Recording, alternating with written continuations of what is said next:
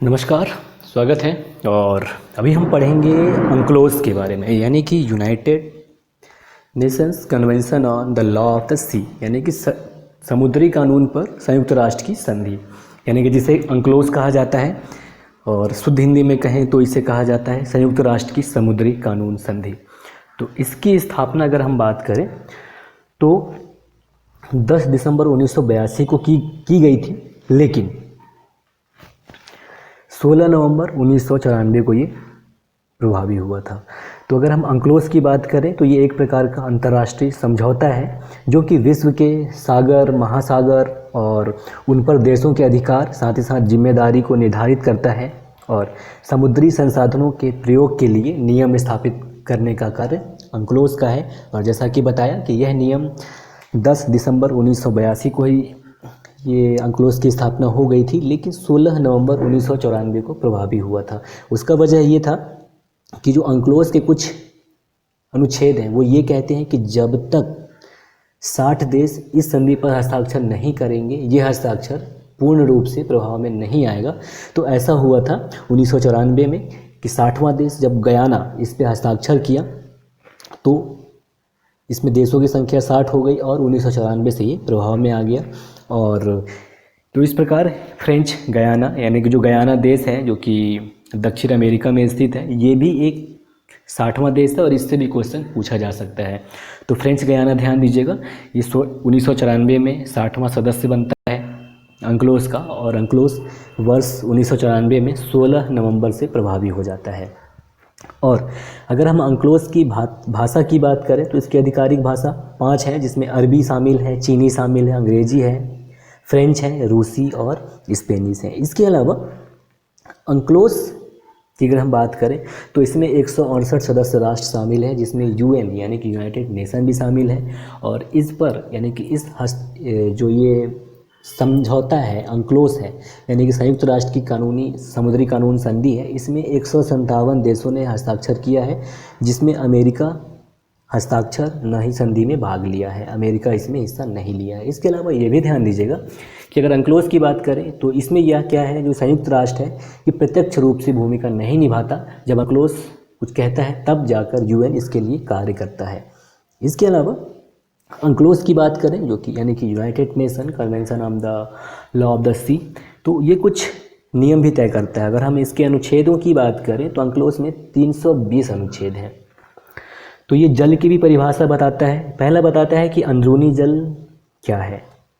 तो अंदरूनी जल ये होता है कि ऐसे जल राशि या जलाशय या नदी या कुछ भी जो पानी से भरा हुआ हो, जो किसी भी देश की ज़मीनी सीमा के भीतर हो, अंदरूनी जल कहलाता है। और इस पर जिस राष्ट्र की वो संपत्ति है, अंदरूनी जल है, अपनी मनमर्जी के हिसाब से जैसा चाहे कानून बना सकता है, उसमें अंक्लोज का कोई हस्तक्षेप नहीं होगा।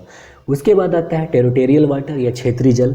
तो क्षेत्रीय जल की अगर हम बात करें तो क्षेत्रीय जल किसी भी राष्ट्र के समुद्री तट से 12 समुद्री मील के भीतर उस राष्ट्र का क्षेत्र माना जाता है और इस क्षेत्र में वो राष्ट्र अपने कानून बना सकता है। अगर हम बात करें कि 1 नॉटिकल मील में कितना किलोमीटर होता है, तो ध्यान दीजिएगा 1 नॉटिकल मील में 1.85 किलोमीटर होता है, यानी कि 12 समुद्री मील यानी कि लगभग 22 किलोमीटर, नॉर्मल 22 किलोमीटर की जो दूरी है, तो समुद्र तट से 22 किलोमीटर दूरी या 12 समुद्री मील के भीतर जो क्षेत्र है उसे टेरिटोरियल वाटर कहा जाता है। और इस क्षेत्र में यानी कि टेरिटोरियल एरिया में कोई भी देश अपने कानून बनाता है और वहाँ का जो भी साधन है उसको अपने हिसाब से प्रयोग में लाता है। लेकिन यहाँ पर विदेशी नौकाओं को भी निश्चल परिवहन करने का अधिकार होता है। निश्चल परिवहन मतलब ये है कि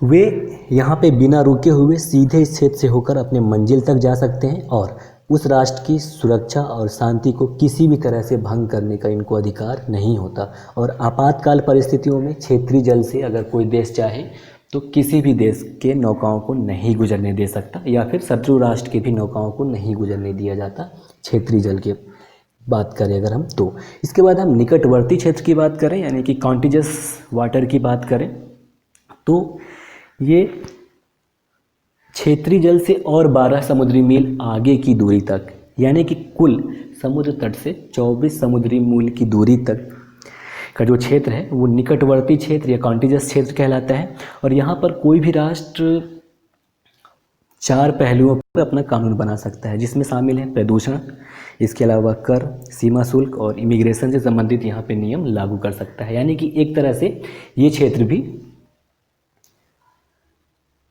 किसी भी राष्ट्र के अधीन होता है जहाँ पे वो टैक्स वगैरह, कर वगैरह लगा सकता है। यानी कि कोई दूसरे देश की अगर जहाज़ वगैरह आ रहा है तो इन पर कर लगा सकता है, या फिर यहाँ कोई अगर कुछ किया जा रहा है तो उस पर ये कर लगा सकता है। इसके अलावा जो नेक्स्ट है और सबसे महत्वपूर्ण है वो है अनन्य आर्थिक क्षेत्र, जिसको लेकर अक्सर देशों के बीच विवाद हो जाता है, यानी कि एक्सक्लूसिव इकोनॉमिक जोन। तो ये समुद्र तट से 200 समुद्री मील की दूरी तक के संसाधनों पर उस राष्ट्र का अधिकार होता है। और जो ये अधिकार होता है ये आर्थिक प्रकार का अधिकार होता है। इसके अलावा इस क्षेत्र में यानी कि जो अनन्य आर्थिक क्षेत्र होता है, यहाँ विदेशी नौकाएं होती हैं वो और जो विमान हैं इनके ऊपर किसी प्रकार का प्रतिबंध नहीं लगाया जा सकता, और वहाँ पे ये खुले संचरण के लिए मौजूद होते हैं। साथ ही साथ यहाँ पे ये जो विशेष आर्थिक क्षेत्र यानी कि अनन्य आर्थिक क्षेत्र होते हैं, यहाँ पे विदेशी जो सरकार है वो और विदेशी कंपनियाँ ये भी संचार के लिए तार को लगा सकती हैं। यानी कि जो संचार वाली व्यवस्था है उसके लिए यहाँ पे फाइबर वगैरह लगा सकते हैं, इस पे कोई रोक नहीं है। लेकिन ये है कि जिस राष्ट्र का ये अनन्य आर्थिक क्षेत्र है वो राष्ट्र यहाँ पे अपना आर्थिक गतिविधि, अनुसंधान जो भी चाहे, जैसा भी चाहे अपने समुद्री संसाधनों का उपयोग कर सकता है। और अब हम बात करते हैं अंक्लोस के कुछ और महत्वपूर्ण पहलू की। तो अंक्लोस के द्वारा 3 अंतर्राष्ट्रीय स्तर पर 3 संस्थानों की स्थापना की गई है, जिसमें पहला है द इटलोस, दूसरा है द ISA और तीसरा है द CLCS। तो द इटलोस यानी कि international tribunal for the law of the sea, इसकी अगर हम बात करें तो ये भी 10 दिसंबर 1982 को स्थापित किया गया था, लेकिन लागू हुआ 16 नवंबर 1994 को, प्रभाव में आया, लागू हुआ। और इसका जो कार्य है तो ये सभी महासागरों के लिए कानून का एक अंतर्राष्ट्रीय मंच स्थापित करता है, ITLOS, और जो अंक्लोस है वो इसकी मदद से कार्य करता है। और इसके अगर हम ऑफिशियल भाषा की बात करें तो अंग्रेजी और फ्रेंच है। साथ ही साथ इसके जो जज होते हैं, इटलोस के जो सदस्य होते हैं, जज होते हैं, वो 9 वर्ष के लिए चुने जाते हैं और दोबारा पुनर्नियुक्ति के भी पात्र होते हैं। इसके बाद जो सेकेंड है द ISA यानी कि इंटरनेशनल सीबेड अथॉरिटी।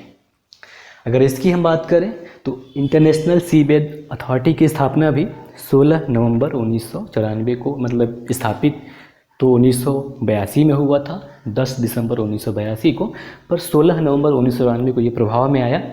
और अंक्लोस के जितने सदस्य होते हैं सभी ISA के वास्तविक सदस्य होते हैं।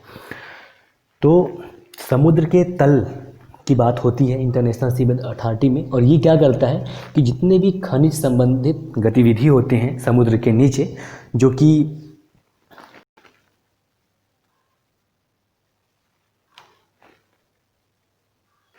किसी भी राष्ट्र के किसी भी राष्ट्र के सीमा क्षेत्र से बाहर होते हैं, उन पर ये कार्य करता है ISA।